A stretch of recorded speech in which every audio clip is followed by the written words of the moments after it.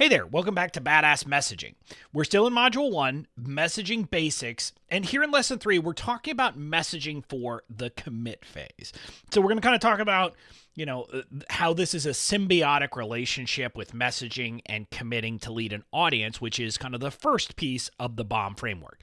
So, quick truth bomb, committing to lead an audience isn't worth squat until you communicate the commitment to the world. In other words, if you don't actually message your commitment, you haven't really committed.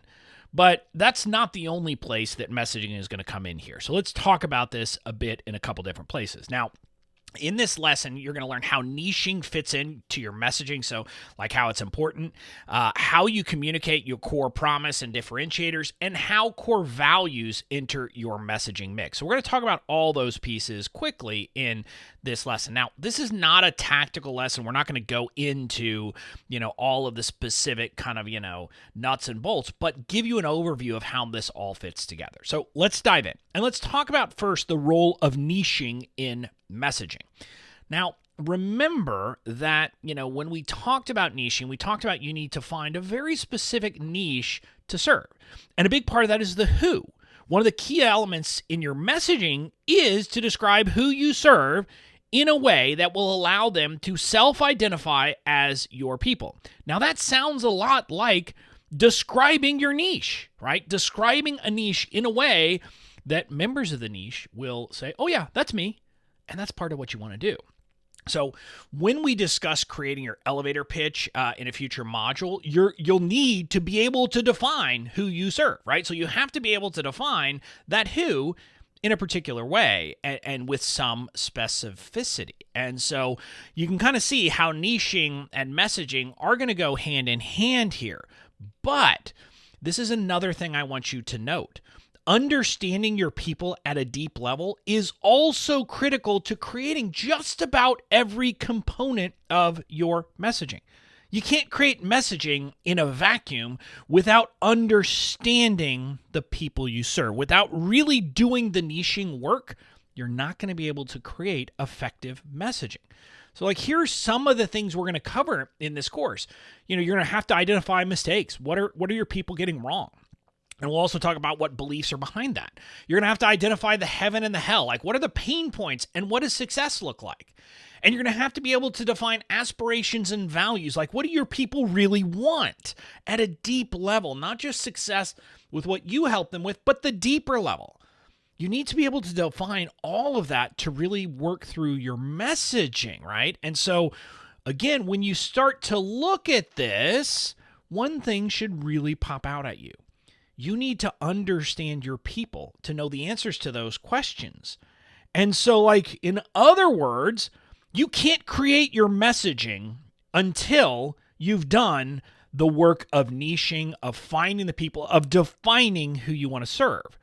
But also, your messaging then becomes symbiotic because it's critical to how you communicate to the world what niche you actually serve.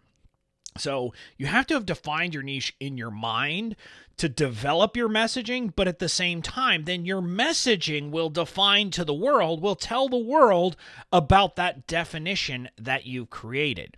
And partly through being, kind of descriptive, but also partly through the answers to those questions that we're going to go through in this course, because when you give those answers, when you find those answers and use those answers in messaging, it starts to allow people who self-identify with you to self-identify and say, yes, he or she is talking to me. And so that's part of what you're doing. So that's how kind of niching and messaging work together. But let's also talk about your core promises and differentiators.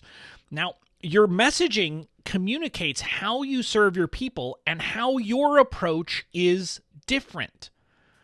So again, I want you to hear that. It communicates how you serve your people and how your approach is different.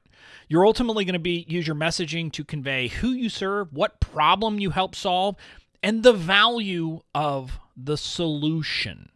Okay, so you start to see, okay, I see how that's doing it. And we're going to do that in Module 4, we're going to develop your elevator pitch. This is just a concise statement that captures all these elements in your elevator pitch. Who you help, the problem you help them with, and kind of what that makes possible for them. So that's all part of your elevator pitch.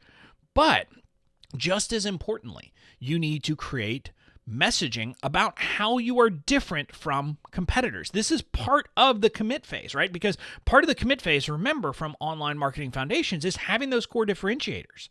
Well, you can't just have them, you have to communicate them, and you do that through messaging. And one of the ways you'll do that is a differentiator statement, and you need to have a concise statement about what sets you apart from the pack. And we'll create that statement in Module 4 as well. So you can kind of see how we're going to be doing this work, and it's going to help you to create very concise statements so that you can communicate, your niche, who you serve, the problem, all of that stuff, but also then how you're different. And here's the cool thing. When you combine your elevator pitch and the core differentiator statement, people can immediately decide if you are for them, right? They can say, yep. In my case, like people can figure out, am I the person to lead them through the marketing journey because of the way I explain what I'm going to help them do and how I'm different from other people. And so that is a powerful thing that makes it immediately obvious. So people don't have to think. They'll immediately know, are you for them or not? And this is all about setting out your commitment to lead a particular group of people. If you think about it, that's what you want. When we talk about the commit phase, it's about we don't want everyone. We want the right people. And setting it out through messaging allows you to do just that. So that's kind of this idea of your core promise and then your core differentiators. But let's also talk about core values. Remember, that's part of the commitment phase too. And messaging is how you communicate your core values. It's part of how you get those things out to the world. Because remember, part of committing is defining your core values, and your audience needs to know what those are. Now, your core values don't fit into a nice single box of your messaging. They basically are all throughout it. In developing messaging and all of the different pieces of your messaging, what you need to be thinking about is, how do my core values fit in? Sometimes your core values fit in with the tone. For example, because I believe business should be fun, the tone of my messaging is fun. It's playful. That's part of what we do. But you'll also see that my radical giving, if you listen to my messaging more generally, radical giving is just kind of infused throughout. Same with keep it simple, stupid. So your core values are things that really are going to kind of permeate and be strands that go through all your messaging. So in other words, as you create each piece of your messaging, ask yourself how it squares with your core values. So are there things you should tweak? Are there things you should change? Are there little modifiers you should put in there to make clear your core values, to express those to the world? Because your core values, and again, I want to be clear here, your core values aren't really core values if they're just things that sit on a website in a statement of core values. Your core values are your core values because they permeate everything you do. And so it should be part of your messaging as well. So I want you thinking about that as you're creating messaging during this course.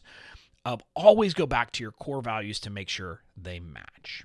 So, summing up, your messaging is informed by the decisions you make in the commit phase, and it helps to solidify the commitment for your audience. In some ways, like I said, it is a virtuous cycle, you could say. It is a symbiotic relationship, whatever you want to say it.